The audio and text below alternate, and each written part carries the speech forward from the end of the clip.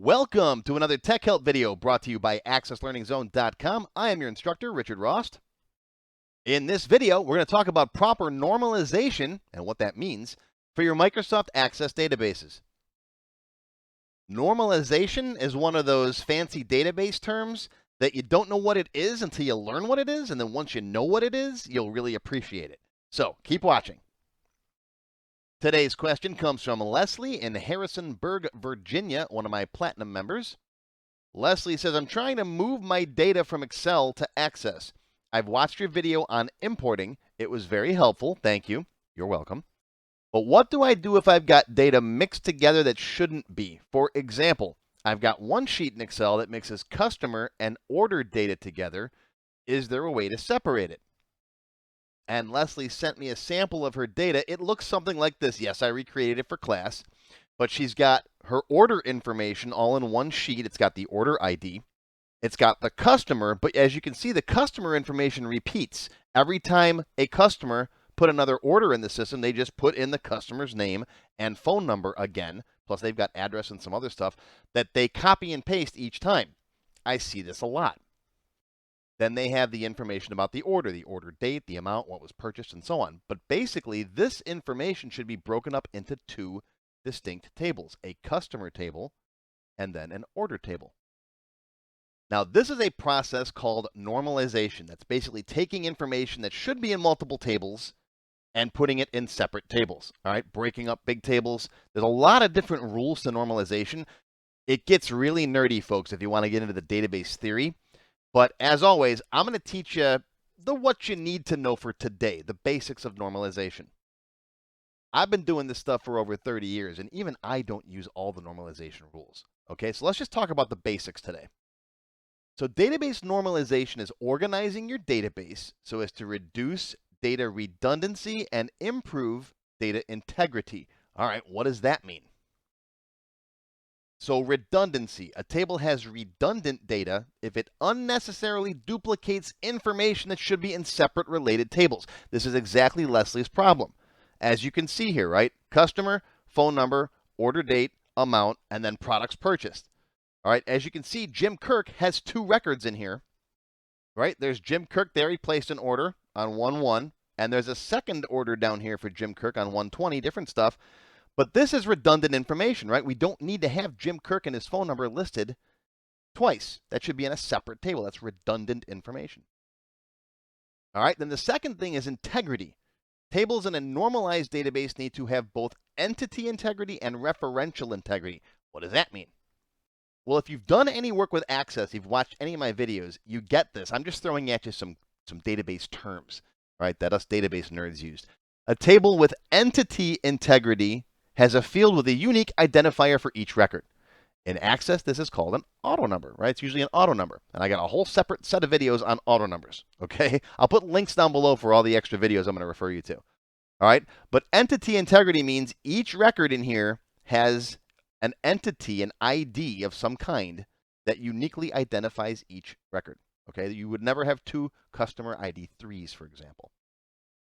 And then the second part of the integrity equation, right, is a table with referential integrity has no one-to-many relationships where there's a child, the many side, that's missing its parent, okay? For example, here's the parent table, right, the customers 1 through 4, and over here is a child, a related table, right? You've got order IDs and customer IDs. Here's a missing customer ID, all right? There is no customer 6 in this table. So that's an orphaned record. So this database does not have referential integrity. And again, if you've watched some of my other videos, I show you how to set up referential integrity in your table relationships to prevent this from happening. Right? So basically, if you're normalized, you've got data integrity and you've got no redundancy in your tables. Right? Yeah, and like I said, there's a whole bunch of other nerdy stuff too. Don't worry about the rest of it. This is for practical day-to-day use of Access. All right, we're not getting into super high computer science database theory today. Now, you might also hear these terms thrown around. Normal forms. Now, this is not Access forms. This is not the forms that we build in class to put like our customer data and stuff in. All right, a normal form is like the form or the format of the database, right? There's first normal form, second normal form. There's a whole bunch of them. There's third, fourth, fifth, sixth, and some weird ones. I usually only worry about first and second. Okay, that's if you know these two things, you're good with 99% of database problems. Okay? Like I said, in my 30 years of building databases with Access, some of that stuff's really even too nerdy for me. But this will get you by. Okay, so the first normal form says that a table doesn't have a repeating list of items in any of its fields. For example, here's the order table that I showed you before. Okay, we got over here products purchased, 3 photon torpedoes, 6 phaser rifles, and triple bait. This should not be in one field, right? This should be broken down into multiple records in a related table. Okay, this is what it should look like. All right, you got your orders over here and your order details over here. So order 1 for Jim Kirk, here's order 1, and you can see the 3 items that are placed for order 1. And each one of those has its own order detail ID. All right, I covered this in my invoicing video. Okay, here's your photon torpedo, 3 of them, phaser rifle 6, and so on, instead of listing them in the same field. I see this a lot. I see people put like a list of items or subjects, you know, for books or genres for music. Just put them as a comma listed items list in a like a long notes field or something. All right, don't do that. This should be in a separate table. First normal form can also refer to a table where all of the fields are broken down into the smallest component parts. Now, I don't always agree with this. For example, you can see here, customer list, right? Jim Kirk, Will Riker, Mr. Worf, and so on. Well, first normal form technically dictates you should break this up into first name and last name as separate fields. I don't normally get this picky with my data. With names, yes. Usually I'll do first name, last name. Okay, and you can even do, you know, prefix, suffix, middle name, that kind of stuff. Break it down as much as you want to. But I'm okay if you want to leave your customer name like that. It's not the worst thing in the world. I've seen some people with addresses, for example. You can have just an address field. You can have, you can break it down into address, city, state, zip, address 1, address 2, the street number, the street type. Is it an avenue? You can break it down into all that kind of stuff if you want to, or just do address. This really is dependent upon your needs for your database. But as I always tell people in my Access Beginner 1 class, if you're building your database from scratch, if you're starting off new, okay, you want to break it down into as many parts as possible up front, because it's a lot easier to take first name and last name and put them together later than it is to take a customer name and split it apart. Okay, now I do have a video where I show you how to do that, where you split it apart based on where that space is. I'll put a link to that video down below. It's not as easy as just taking these two together and concatenating them. Okay? All right, now moving on to second normal form. A table is in second normal form if any non-key fields that are not directly related to the primary key are moved to a different table. All right, basically what this means is, like we said before, these fields like the customer name and the phone number, right, that aren't directly related to the primary key, the order, should be moved to a different table. So we end up with a customer table, okay, and then we have the replacement over here is a key field, a foreign key field, right, that refers to that customer by an ID. Okay, that's the second normal form. Yes, there are always exceptions. Like I said, sometimes you don't want to do this. Sometimes you want to take, for example, and store the address that an order was shipped to in the address table. All right. In that case, it does refer specifically to an order. All right. So that's a case where you want to copy the order information from the customer table into the order table. All right. That's a process called denormalization, and that's a whole different ball of wax. I talk about that in my expert classes. Okay, so enough theory for today. Let's get into some practical examples here. Let's see how we can take that Excel spreadsheet that's got customer information mixed in with the orders, and we'll separate this into a customer table and an order table. But first, some prerequisites. You should know how relationships work between tables. If not, go watch my relationships video before continuing with this one. It's a free video. It's on my YouTube channel. It's on my website. Go watch it now. Okay, go do that and then come back. Also, you should know how to import data from Excel into Access. And you should know how to use an append query. That's taking data from one table and adding it to another table. Okay, these are all free. Go watch them and then come back. All right, go. Go, get out of here. Go on. Pause. Open up another window or whatever. Go. You'll find links to these down below in the description under the video in the little links section. All right, so go do that. Okay, so here's my sample Excel spreadsheet, right? I've got an order ID, I got a customer, and as you can see, the customer is repeated. There's Jim Kirk twice, right? The customer, the phone number, then we got the order information, the order date, the amount, whatever other order fields you might want to have over here. Has it been paid? That kind of stuff, okay? Now, as far as the items on the order, yes, those should all be split off into separate records in a related table as well. You can use the same technique that I'm showing you here to split orders and order details, all right? It doesn't matter what two things you're trying to split. You can split parents and children. You can split employees and employers. You can split companies and workers, whatever. Doesn't matter. Same stuff. Different Lego pieces just put together differently, right? Now, one thing that you're going to need is you're going to have some field in here to uniquely identify each customer. We have an order ID, so the order information is all set. That's fine, okay? If not, you're going to have to add one. You need some way to uniquely identify those orders too, okay? But as far as the customer is concerned, I see this a lot where people have, it's the same customer, but, right, James T. Kirk is the second one. But someone else typed it in up here as Jim Kirk. That's one of the major reasons why you want to have properly normalized data in the first place. It prevents that from happening, okay? But you're going to run into tables where you've got the data and it's like that. So some field, whether it's phone number, whether it's social security number, an employee ID, whatever, you need to figure out some way to uniquely identify these records, okay? I'm going to base it on phone number, and you'll have to just sort this list, right? Whoops, hang on. You'll have to sort this list and take a peek at it and make sure that, these are all the same, okay? Change these if you want to. It won't matter once we import it. You'll get one of them. But make sure that this field is the same. Some field has to be the same for each of your customers, and this might even be slightly different. You might have to go through and scrub your data a little bit. Access can't fix data that's been badly entered. You're going to have to go through and manually tweak it a little bit. All right, but make sure you got at least one field representing your customers that's unique. Or it could be a combination of multiple fields. It could be address, city, state, and zip put together, as long as the addresses are all the same.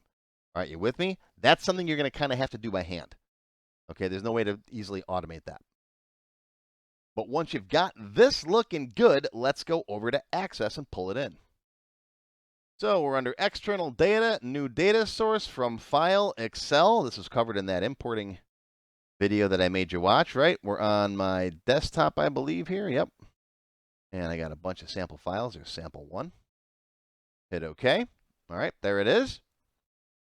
First row contains my column headings. Yep. Hit Next.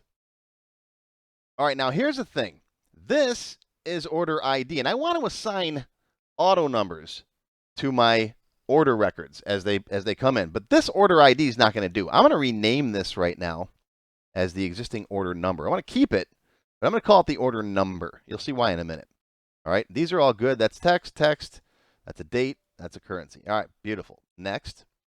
Okay, now I'm going to let Access add a primary key. Why? Because it's going to add that auto number.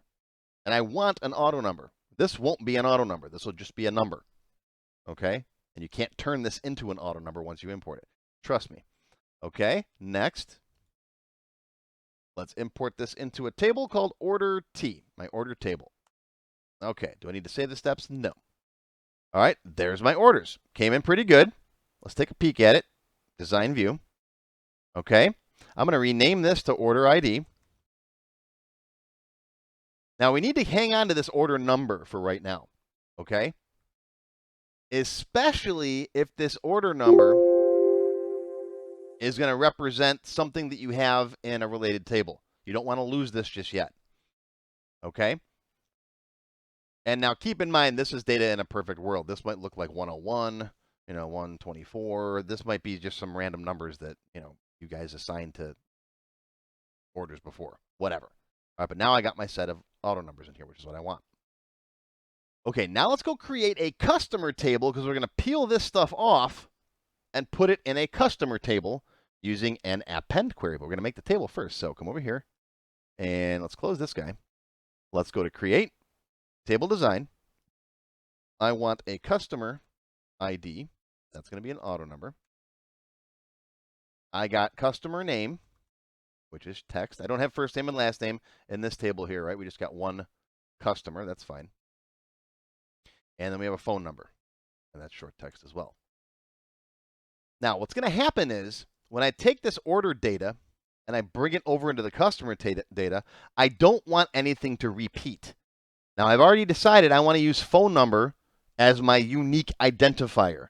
All right. So what I'm going to do is in this table, I'm going to take phone number and I'm going to index this. So I'm going to set this to indexed, yes, no duplicates. Okay, so when the append query runs, it won't copy over any record that's already in there based on its phone number. And that's how I can ensure these stay unique. All right, let's save this. This will be my customer table. Primary key, yep, it'll make that auto number the primary key. Okay, now I can close this. All right, we don't need this open still. Let's make our append query now. Create query design. We know how to make append queries, right? We watched the append query video. I'm going to bring in the order table. Close that. Let's set this as an append query. We're going to be appending into the customer table. Hit OK. Now, what fields do we need? Well, the customer ID is going to be assigned. That's an auto number. Okay. We're going to append customer into the customer name field. We're going to append phone into the phone field. Right? Let's save this as, we'll just call it append queue because we only need one in this database. And now I'll run it. Now I got warnings turned off, but I'm still going to get this warning. It says it can't add 0 fields due to null type conversion failures. That's fine. That means we didn't have any of those. But it didn't add, I don't even know why it bothers to tell you the 0. But it didn't add 1 record due to key violations. Key violations means I tried to add a record that had an indexed key value, that phone number, more than once. And there was 1 key violation. And that's to be expected. All right, so do you want to continue running it? Yeah, sure, go ahead. All right. Everything appears to be done. Let's open up the customer table. And there we go. There's our unique list of, we should have 4 customers in there. And yeah, it skipped customer 3 because that was where the key violation was. But that doesn't matter. We don't care what auto numbers are. Remember, auto numbers are not for you, folks. They're for access. Doesn't matter what these are. Okay, now we can get rid of the append query. There's my customers. There's my orders. Okay. Now I need some way to relate these two things together. So in the order table, I have to put a customer ID in here. How do I get that customer ID over there? Well, I got to link these two things together somehow. What's the field that links them together right now? It's the phone number field. Right, that was the field that I'm using to uniquely identify each customer. So we're going to add a customer ID field into the order table. Customer ID, a number field of type long integer. I'm going to slide it up top. I like to keep my key fields up top. All right, and this is where we're going to put the customer ID from this table. Okay, save it, close it, open it up right now, and it's all blank. That's fine. We're going to use another query, an update query, to update this stuff. Yeah, I probably should have put update queries on the prerequisite list, right? Okay, there it is. Update queries. My bad. Sorry. Go watch that now, too. You can pause this. You can always pause this and come back later.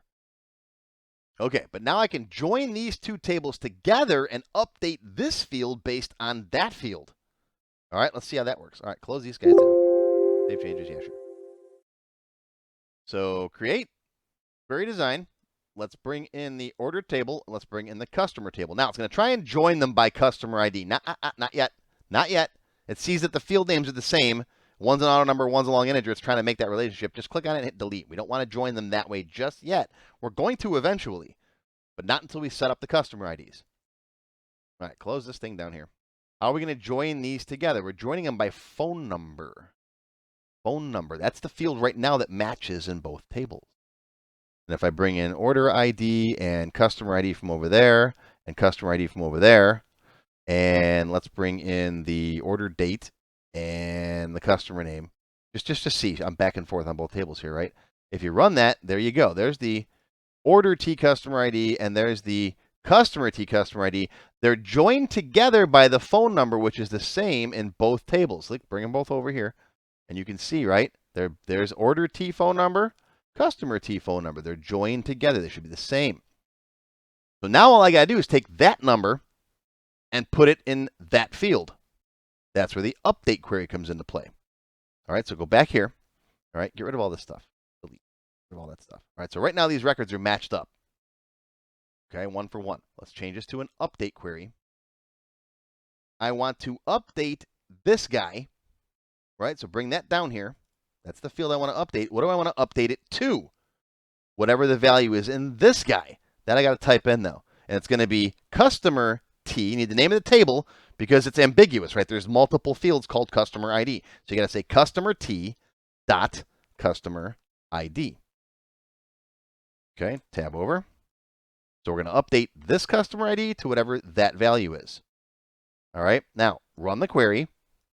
Now I have warnings turned off so it doesn't say you're about to update 5 records. You might see that. It's a global setting you can turn off.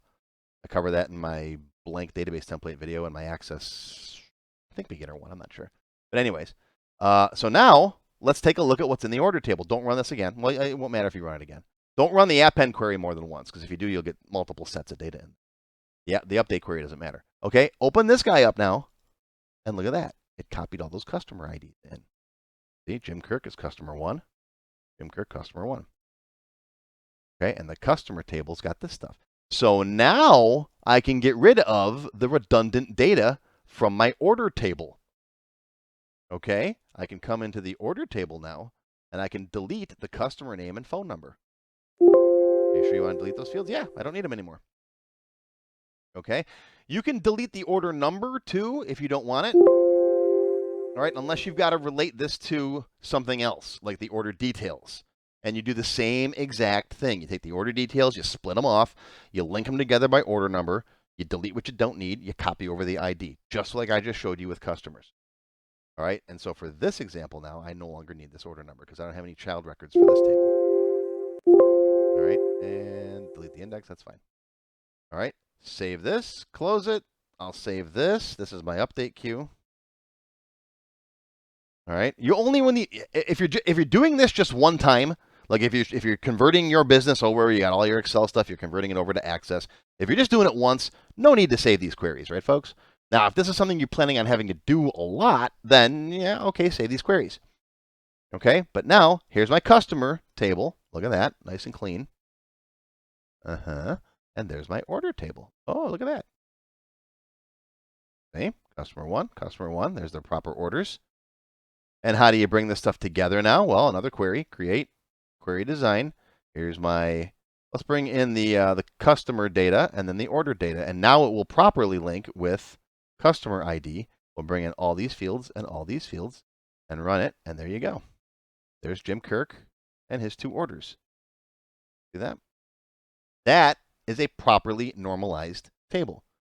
With the exception of maybe splitting these up into first name, last name. But again, that's optional. You don't have to do that.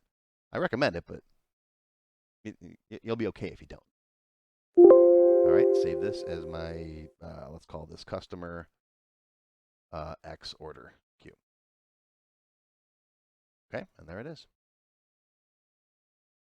If you want to learn a lot more about this stuff, my Access Expert Levels 1 and 2 classes cover all these different relational database concepts. All right, I started off in Expert 1. We covered the basic relationship types, foreign keys, primary keys, all that stuff, one-to-many, one-to-one relationships. And then in Expert Level 2, I spend a lot more time talking about database table normalization. I'll give you a lot more information than I just gave you in this video. We talk about global relationships, the relationships window, setting up referential integrity, preventing orphaned records, all this stuff. All the cool stuff that the cool kids know. Right? Access Expert Levels 1 and 2. And if you really want to learn about relationships in Access, I got this thing called the Relationship Seminar. All right? It's 8 hours long and tackles all this different stuff. All these different join types, self-joins, reverse relationships, you name it. You'll find links to all this stuff down below in the description below the video window. If you want to learn more about normalizing data in your tables, the extended cut for members, 50 minutes long, almost an hour, folks. I go over 3 different examples. And these are things I see from people all the time.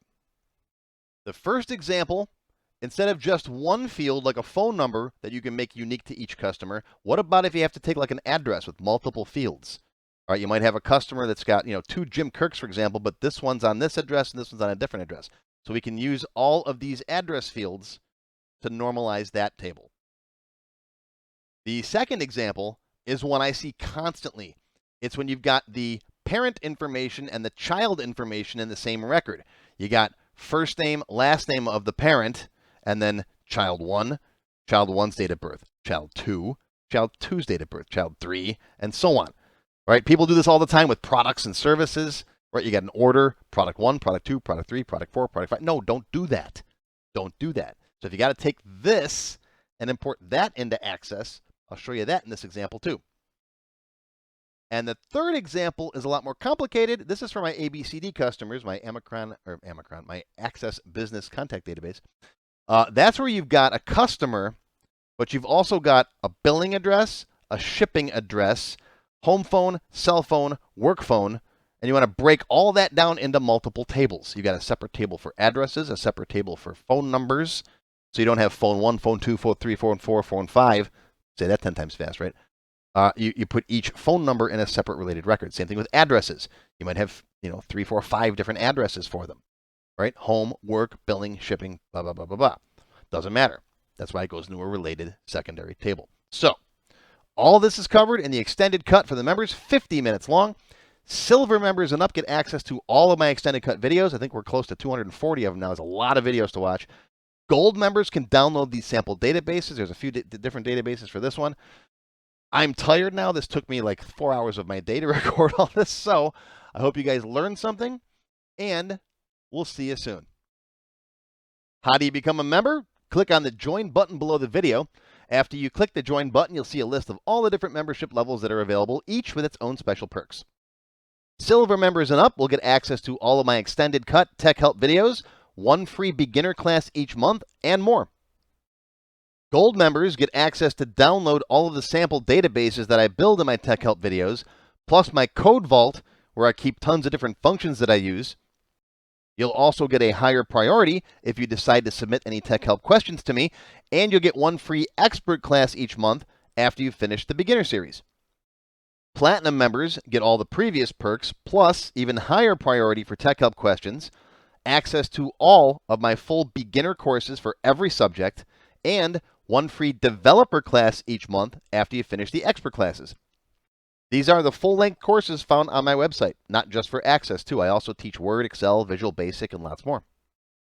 You can now become a Diamond sponsor and have your name or company name listed on a sponsors page that will be shown in each video as long as you're a sponsor. You'll get a shout out in the video and a link to your website or product in the text below the video and on my website. But don't worry, these free tech help videos are going to keep coming. As long as you keep watching them, I'll keep making more, and they'll always be free. If you enjoyed this video, please give me a thumbs up and post any comments you may have. I do try to read and answer all of them as soon as I can. Make sure you subscribe to my channel, which is completely free, and click on the bell icon to select all to receive notifications when new videos are posted. Make sure you click the Show More link down below the video to find additional resources and links. You'll see a list of other videos, additional information related to the current topic, free lessons, and lots more. YouTube no longer sends out email notifications when new videos are posted, so if you'd like to get an email every time I post a video, click on the link to join my mailing list. Even if you don't want to become a member, feel free to donate to my tip jar. Your patronage is greatly appreciated and will help keep these free videos coming. I got puppies to feed. Now, if you have not yet tried my free Access Level 1 course, check it out now. It covers all the basics of Microsoft Access. It's over 4 hours long, and I just updated it for 2021. You can find it on my website or on my YouTube channel. I'll include a link below that you can click on. And also, if you like Level 1, Level 2 is just $1. Yep, that's all, $1, and it's free for all members of my YouTube channel at any level, even supporters. Want to have your question answered in a video just like this one? Visit my tech help page on my website. You can send me your question there. While you're on my site, feel free to stop by the Access Forum. Lots of good conversations happening there. Be sure to follow my blog Find me on Twitter and, of course, YouTube. Once again, my name is Richard Ross. Thank you for watching this Tech Help video brought to you by AccessLearningZone.com. I hope you enjoyed this video and that you learned something today. I'll see you again soon.